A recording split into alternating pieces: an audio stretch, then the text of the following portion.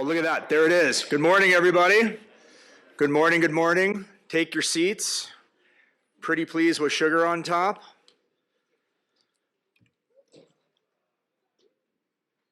How's everybody doing? Okay, thumbs up, thumb middle. Coffee? Muffin?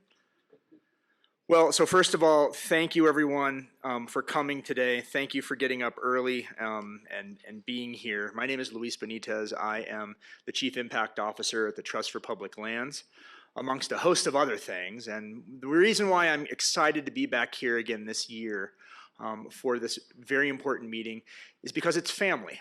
As I look around the room and I think about all the impactful work that a lot of you do across the country, if not across the world, the conversations that we have in this space together matter. So on behalf of the center, on behalf of CSU, I want to thank all of you for choosing to spend your time with us today. Clicker never works straight out of the gate. It's a bad sign. Oh, no. How about somebody click for me? How does that sound? Somebody want to do that? So I'm going to read off a couple of stats really quick, just because I think it's important to understand how far we've come and where we are now. This is the 5th year of our symposium here. And since the beginning, this program has grown significantly in scale and scope. This is a key milestone for us in the context of, again, of our conversations, of the connectivity that we've had, and the work that we do. We've hosted over 1,500 participants with 198 agencies represented and 806 NGOs and universities and over 114 funders.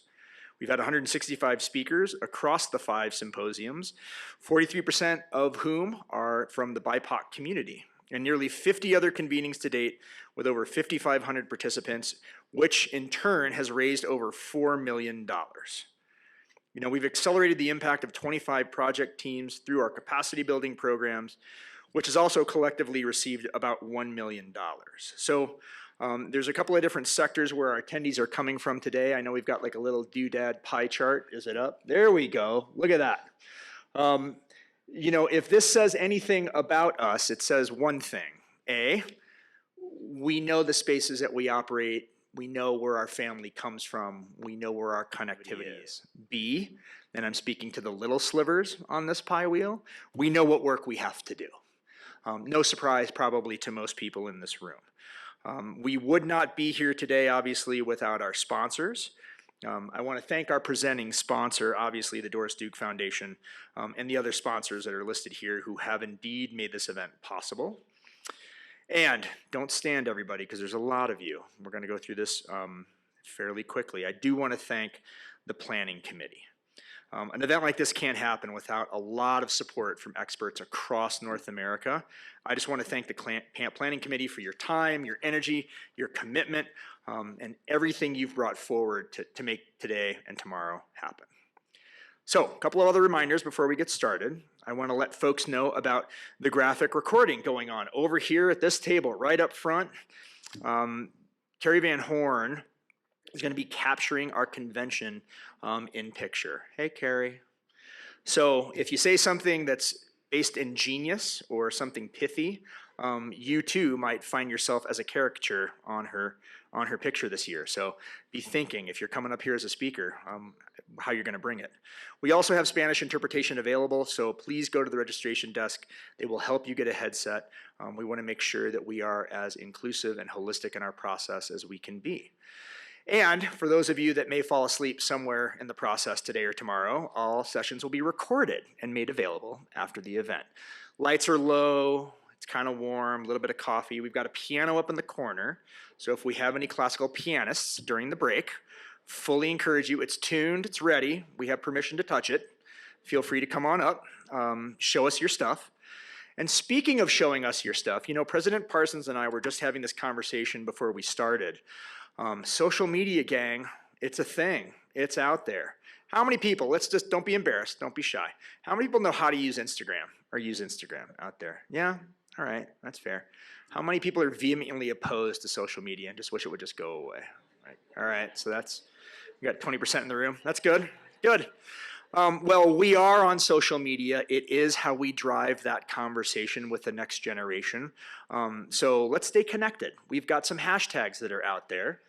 As you can see, we've got a LinkedIn group. We also have a photo contest. So if you tag us, you take a photo with some colleagues here in the room.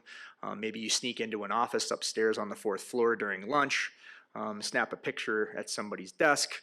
The world's your oyster. Follow your bliss. But please, if the photo is appropriate, tag us. Share this conversation because we, in turn, extend that conversation to folks that are interested in our work. So along those lines, we do want to hear your thoughts and questions today. We have mic runners running around if you want to raise your hand for questions, but you can also use the app. So this is something that's important as you're thinking about it, as you're thinking about some of these pieces. You can download the QR code from the agenda or just enter it at slido.com. And this number, hashtag 2653057, into your smartphone, that'll get you in. And what that does is it collates everything into this handy dandy tablet up here on the dais with me.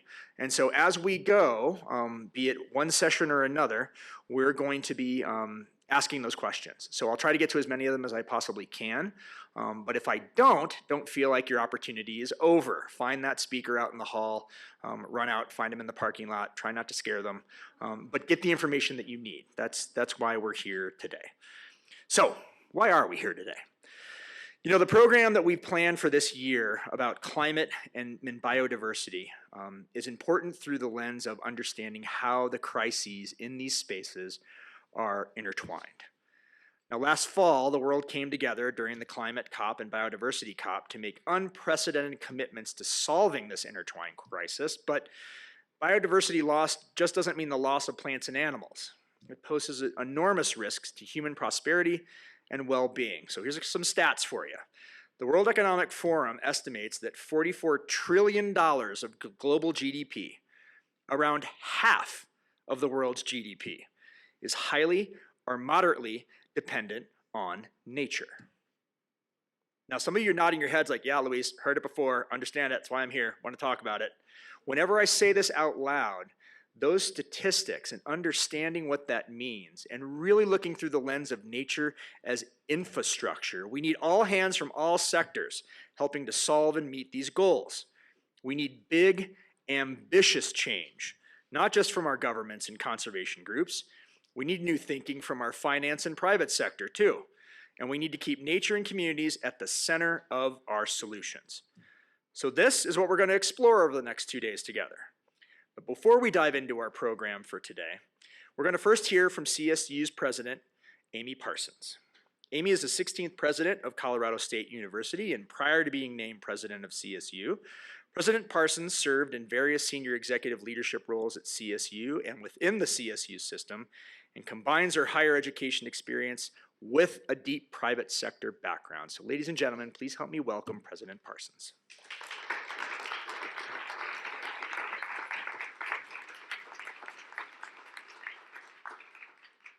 Thank you, Luis, and thanks to the Salazar Center for having me here this morning. You know, I had the pleasure of hearing Luis speak at an event. It was many years ago. I think I've heard you speak at a few different events, and I'm always excited to see him and hear about his mountaineering adventures. I don't know if everybody knows about Luis's background. I'm not going to go into it, but this man has summited Mount Everest 6 times, the famed 7 summits, a cumulative of 32 times.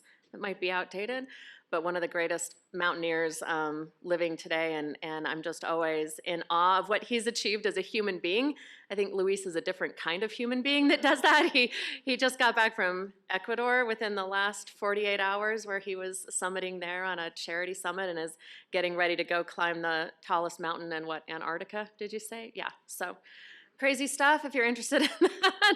And now that I'm reconnected with Luis through this, I'm going to be pulling him in closer and closer to CSU to be part of our ecosystem. Just FYI, Luis, thank you for being here and being part of the Salazar Center. So it's my great pleasure to welcome you all to the Spur campus for the Center's 5th annual Symposium on Conservation Impact. At Colorado State University, we begin significant events with words of recognition and reflection. It's with great humility and honor that I share our land acknowledgement statement this morning. The purpose of this statement is to show respect for the indigenous peoples of this land and to recognize the deep connection to the land and everything within and upon it. Practicing acknowledgement can bring awareness and understanding about peoples and histories that are often suppressed and forgotten. Colorado State University acknowledges with respect that the land that the university is on today is the traditional and ancestral homelands of the Arapaho, Cheyenne, and Ute nations and peoples. This was also a site of trade, gathering, and healing for numerous other Native tribes. We recognize the indigenous peoples as original stewards of this land and all relatives within it. As these words of acknowledgement are spoken and heard, the ties nations have to their traditional homelands are renewed and reaffirmed.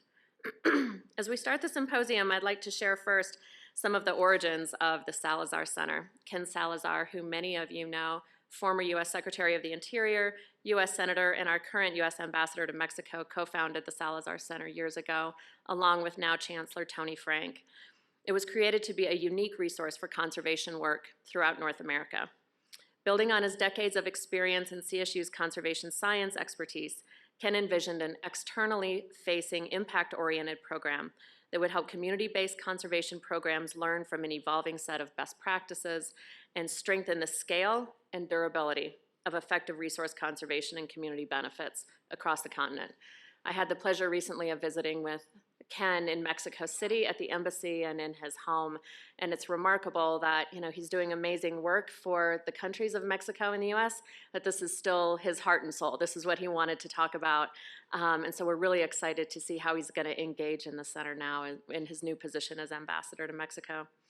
The Salazar Center mission is focused on connecting conservation practitioners and leaders with a broad diversity of interests so that we can work together to address some of the biggest challenges facing our communities and the environment today. The diverse audience here from all across North America reflects that focus and connection. And I think it's fair to say that now more than ever, we need this kind of big tent mentality and intersectional approach to environmental conservation. I think it's very fitting that this year's event is here at CSU's new Spur campus. How many of you, it's the first time that you've been here to the Spur campus? Oh gosh, okay, a lot of you. So I'll take just a couple minutes to say something about where we are on the Spur campus. I'll also introduce Jocelyn Hiddle, who's at the table over here, our Associate Vice Chancellor, who is responsible for Spur, if you get a chance to talk with her throughout the day to learn a little bit more about this site. But this physical site that we're on right now, the Spur campus, the last of the building, this building, the Hydro building, just opened in January of this year. So it's very new. All three of the buildings that you see here on the site were opened in just the last couple of years. So this is the latest extension of Colorado State University's land grant mission, is opening this site down here in Denver. Now, some of you might be familiar with this site. It is the historical site of the National Western Stock Show that's been here for 128 years, I think, this year, right here on this site. So probably a lot of you have been to the site over time as part of the stock show. So you might know that during the rest of the year, not a lot happens here on this site. So city leaders and CSU came together years ago to determine what this site could be to be a year-round draw and benefit to the public. So CSU came in and built these buildings based on the big challenges that a lot of you will be focusing on today: water sustainability, food and agriculture sustainability, and human and animal health.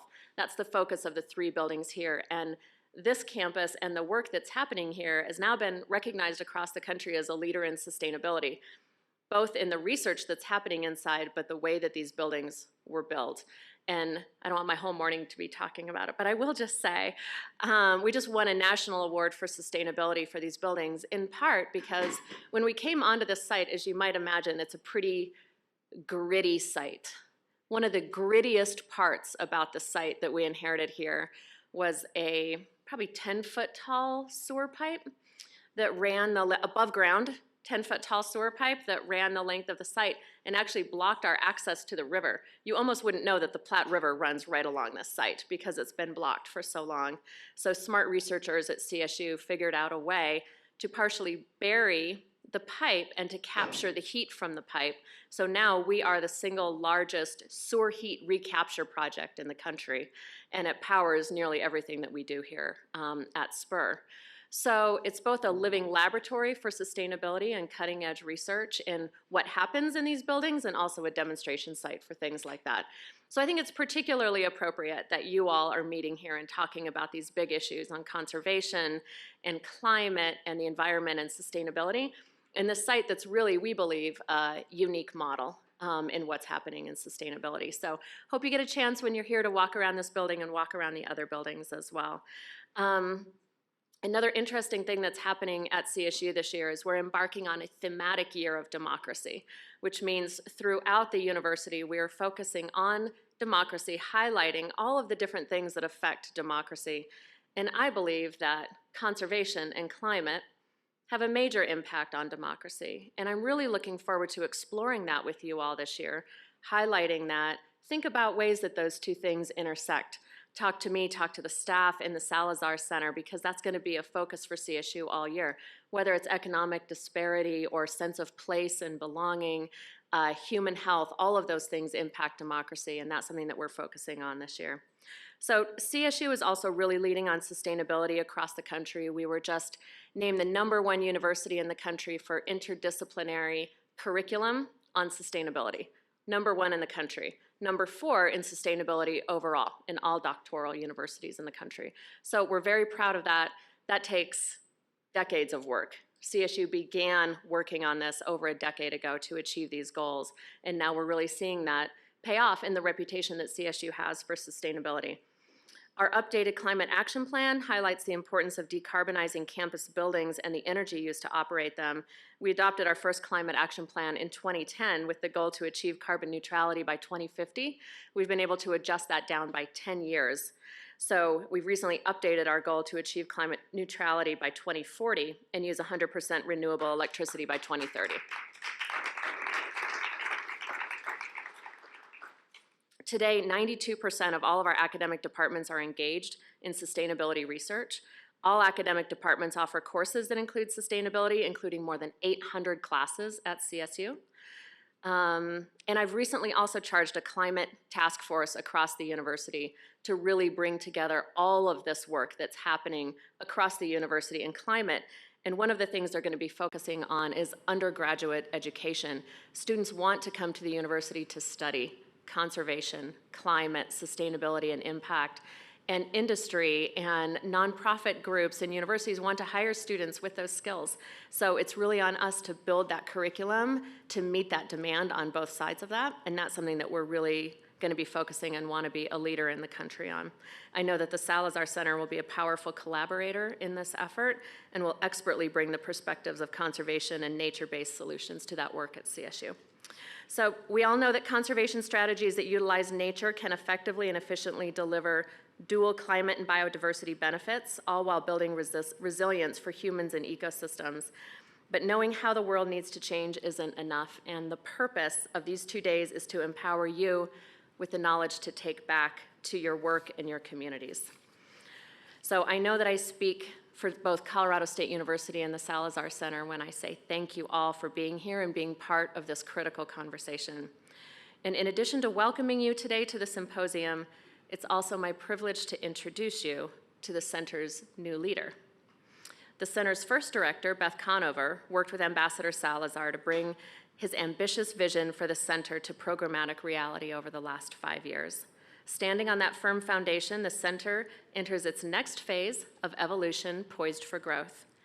In a moment, I'll ask you to join me in welcoming to our community Leslie Harroun, the next executive director of the Salazar Center for North America Conservation. I've had the pleasure of spending some time with Leslie since even before she started and now that she has started, and I can tell you that she is a creative and dynamic and visionary leader with an entrepreneurial spirit and a vision and an open mind.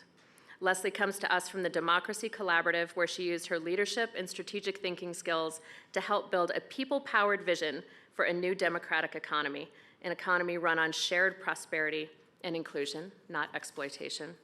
During her time with the Democracy Collaborative, Leslie built relationships with policymakers, academics, researchers, and legislators in the US and across the world, working to realize a more just and equitable conditions for all.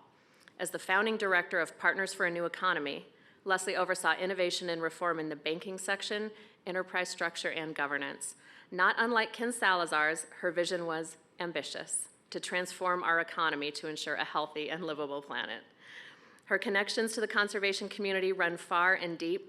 Prior to that, Leslie worked at the Oak Foundation, where she developed and managed its North American, European, and select global climate change portfolios, as well as its early marine conservation portfolio. The Salazar Center is ready for this kind of leadership and passion and experience that Leslie has cultivated over her impressive career.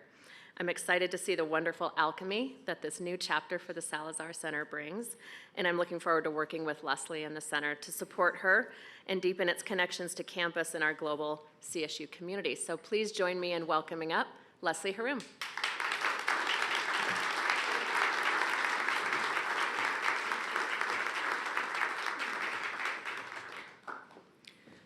Good morning, everybody, and welcome, and thank you very much for coming. Thank you, President Parsons, for that lovely introduction. I learned a lot already about SPUR. And thank you, Luis, for your service on the advisory board and for emceeing this event today. I can tell it's going to be energetic and fun. I appreciate that. So I am thrilled and honored to be here.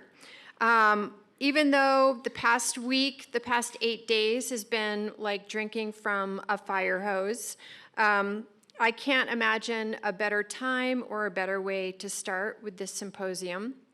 And as you all know, and as I've been learning every day over the past few days, the Salazar staff is absolutely formidable. And they have assembled a formidable group of conservation actors and innovators in this room, and I am delighted to be here with you. I'm going to spend the next 2 days mostly listening and learning from you. You'll hear a little bit more from me tomorrow, but I've been told to keep it brief this morning. And the staff have designed a really great program for you over the next 2 days. So dig in, enjoy the feast of solutions, ideas, and innovations, and have a wonderful time. As we go through the next 2 days, I want to ask you to do something for us. We're going to be doing a lot of strategic planning and scheming over the next few months, and I would love your help, your feeding into that. I believe one of the most important roles for the Salazar Center is as a field builder, sort of moving this whole field forward with innovative ideas and solutions and new thinking, particularly around systems thinking. And so what I'd like to ask you to do is think about 3 things over the next 2 days. First, what are the strengths that you've experienced from the Salazar Center? What are our strengths? Second, where are the gaps and obstacles in the field of conservation? What else do we need to do, and what's coming up over the horizon? So we would love to hear from you about what you're thinking there. And finally, what are the opportunities? How can the Salazar Center better serve each of you and the field as a whole? We're going to be sending you, at the end of the symposium, we'll be sending you a survey about the symposium. And then within a few days after that, maybe a week, we'll send you another survey, and we're going to ask you some of these questions. So please think about that, about those questions over the next 2 days. And I'm going to end it here because otherwise Jen or Emily or both are going to tackle me. So have a wonderful time. If I haven't met you already, please come up and say hello and introduce yourself. And I look forward to working with you all over the next 2 days and beyond. Thank you.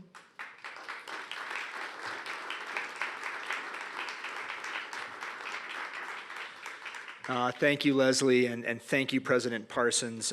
It's fitting to know that we're in good hands, both at the university and within this program. So one more housekeeping thing for y'all as more people come in. Everybody's gone to a movie in a movie theater in the last 3 years, right? Maybe. maybe not. Gotten used to streaming at home, like me. Yeah. Well, you can tell by this setting that it's sort of stadium seating. And people have to get up, go to the bathroom, stretch, do jumping jacks. We're all active people, probably in love with the outdoors, maybe need a little bit of daylight in between sessions.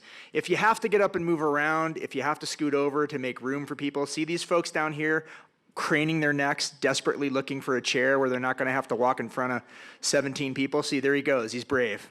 Good job, sir. Well done. Just make room. Invite somebody in. Make a new friend. Squeeze over a little bit.